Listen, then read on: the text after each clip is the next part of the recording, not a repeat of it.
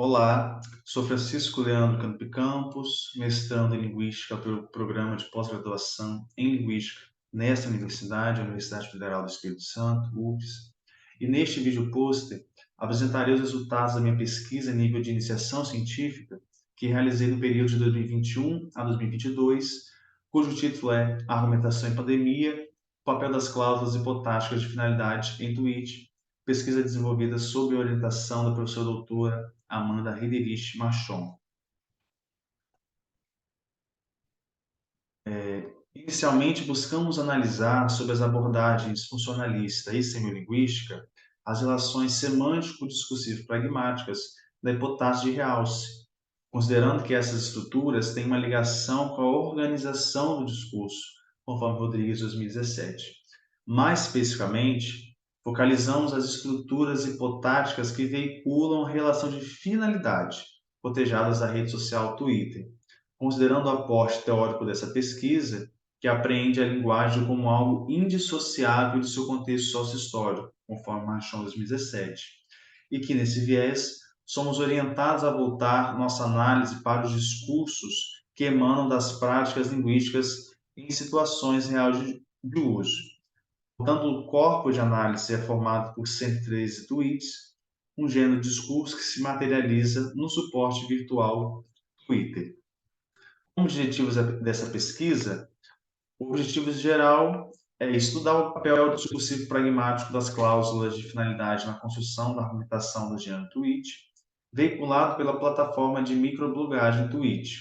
E com objetivos específicos, pretendemos analisar a relação de frequência entre o emprego das cláusulas hipotáticas em tela e os tweets que apoiam e que se opuseram ao governo de Jair Messias Bolsonaro. 2. Por meio de índices linguísticos inscritos nos tweets analisados, discutir aspectos dos imaginários sociodiscursivos desses dois grupos. 3. Comparar as nuances de sentido veiculadas por cláusulas de finalidade antepostas e pós-postas à cláusula nuclear. E 4. Contrastar a estrutura formal das cláusulas de finalidade, a saber, na sua forma desenvolvida ou reduzida, e presença-ausência de conector. O objeto de análise desta pesquisa é o gênero tweet e suas formas, estereotipada, ecológica e logocentrada. Mariane Pavud, 2021, conceitualiza o gênero tweet como um enunciado plurissemiótico complexo, limitado inicialmente a 140 caracteres com espaço, fortemente contextualizado e não modificável, produzido nativamente online na plataforma digital de microblogagem Twitter. Além disso, a autora especifica esse gênero de 3 maneiras. A forma estereotipada é aquele tweet que é constituído de alguns elementos importantes para sua função comunicativa, tais como nome, pseudônimo, foto de perfil, e o texto do tweet que é inscrito em janela específica. A forma ecológica é considerada uma expansão da forma anterior, inclui outras indicações e outros elementos do contexto, especialmente respostas e retweets, o que motiva a nomeação de ecológica, pois diz respeito à relação dinâmica entre seres e agentes não humanos. E, por fim, a forma logocentrada. Nesse tipo de forma, retém-se apenas os elementos de conteúdo linguageiro, em detrimento de um conjunto de características e elementos técnico-discursivos presentes nas outras duas formas. A fundamentação teórica desse trabalho tem 2 eixos principais. O primeiro deles, os estudos funcionalistas da linguagem, que discorrem sobre a hipotase, propondo o contínuo de combinação de cláusulas, e também o princípio da iconicidade, que é um dos pilares do funcionalismo linguístico, sendo definido como a correlação natural e motivada entre o código linguístico de expressão e o seu significado, o conteúdo. Desse princípio, evidenciamos o subprincípio da ordenação linear, que nada mais é a ordem temporal em que eventos ocorrem será espelhada no relato linguístico desses eventos, ou seja, a ordenação das orações do discurso tende a espelhar a sequência temporal em que os eventos descritos ocorrem, que o autor, Yvon 2021, denomina de regra de ordem de ocorrência. E no outro eixo, nós temos os conceitos de imaginário sociodiscursivo e contraste de comunicação estabelecidos pela teoria semilinguística do discurso. Já Rodot explica que no espaço político, por exemplo, circulam imaginários sobre o comportamento que o político deve adotar, conforme a situação em que se encontre. Se for campanha eleitoral, locução televisiva, um debate, uma reunião, enfim. Frequentemente, esses imaginários se sobrepõem e constroem espécies de arquétipos coletivos inconscientes.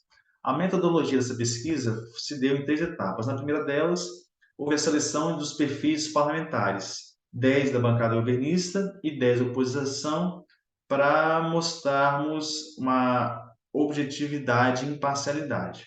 Na segunda etapa, coletamos os tweets utilizando o mecanismo de busca avançado da plataforma, que rendeu 113 tweets coletados, sendo 70 publicados em perfis de políticos de oposição e 43 em perfis de políticos da base governista. E, por fim, o tratamento dos dados e a transposição dos elementos constituintes mais importantes na forma estereotipada para a forma ecológica foi a etapa 3.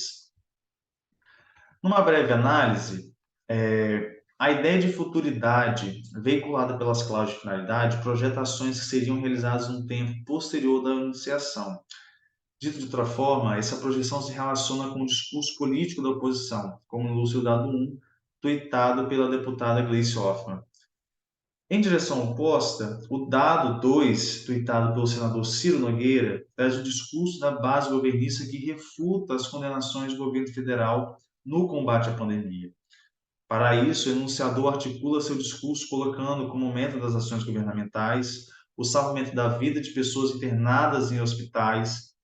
Na instanciação da relação de causalidade, ele marca que vidas só foram salvas porque antes o governo disponibilizou equipamentos e materiais básicos para o trabalho das equipes médicas.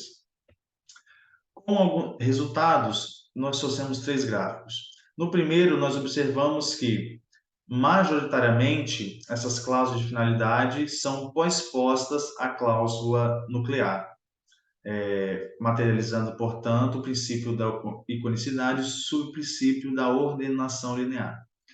No gráfico do meio, observamos que maioria também dessas cláusulas são construídas com o uso prototípico do para mais o verbo no infinitivo. E também 83% dessas cláusulas foram utilizadas pelos parlamentares da oposição. Como conclusão, considerando, portanto, o projeto de fala dos anunciadores dos tweets nessa situação específica de comunicação e o caráter de prospecção das cláusulas de finalidade, constatamos que 43 cláusulas de finalidade, cerca de 37%, estão presentes em postagens parlamentares que apoiam o atual governo, ao passo que 70 cláusulas, aproximadamente 63%, são empregadas nos discursos políticos da oposição.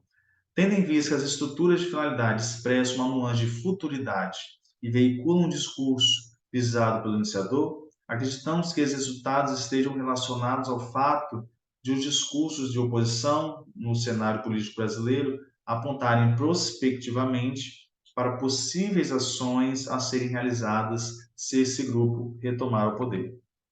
As referências bibliográficas. Muito obrigado.